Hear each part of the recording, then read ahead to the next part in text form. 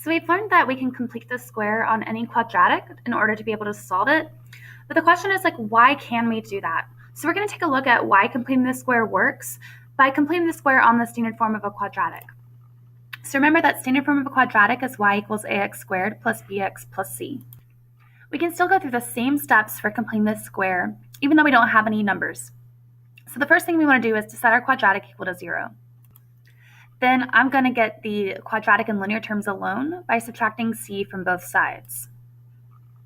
The next step, because our a value isn't 1, it's actually a, we have to factor out the a, and that leaves us with a times quantity x squared plus b over a times x.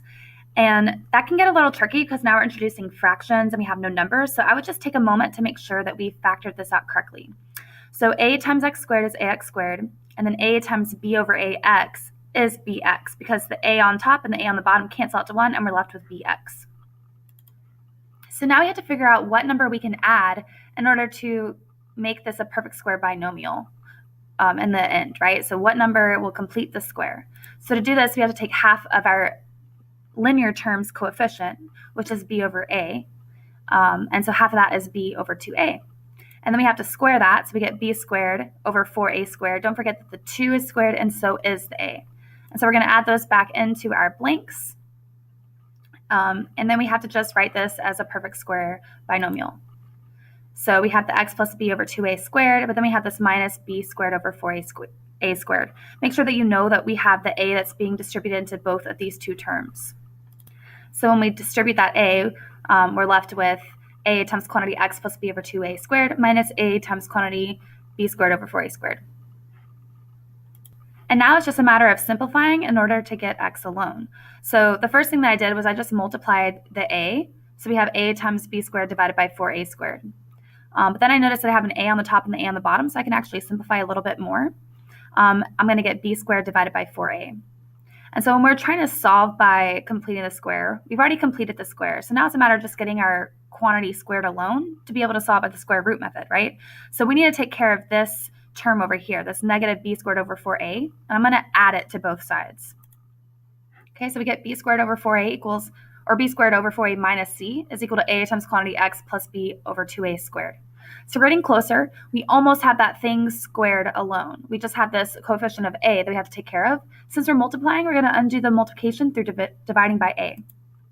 That's going to give us b squared over 4a squared minus c divided by a is equal to x plus b over 2a all squared. Now I'm just going to do some simplification on the left side of the equation and make it where I can combine this into one fraction. I want to have them have the same denominator, so I'm going to make this fraction of c over a have a denominator of 4a squared. So I have to multiply the top and the bottom by 4a in order to do this, and that's why we get this 4ac divided by 4a squared. Okay, so now I can actually make that into one fraction. And now I have this term squared alone, so I'm ready to take the square root of both sides. When I do that, don't forget the plus or minus, and then we just have to get x alone by subtracting 2a from both sides. Before I do that, I notice that I have a perfect square in my denominator on the left side of the equation, right? 4a squared is a perfect square, so I'm going to break up my square root into 2 square roots. And then I'm going to simplify, because the square root of 4a squared is just 2a. And now I can subtract the b over 2a from both sides. And I notice again that I have the same denominator, so I can combine into one fraction. This is pretty cool because when we complete the square on the standard form of a quadratic, we actually get the quadratic formula. And we're always told that the quadratic formula will find the solution for any quadratic. But we never actually realize why that works. It's literally the solution to completing the square on the standard form of a quadratic. And when we complete the square on the standard form, we don't know what a, b, and c are. All we know is that a can't be 0, right? Because otherwise we wouldn't have a quadratic.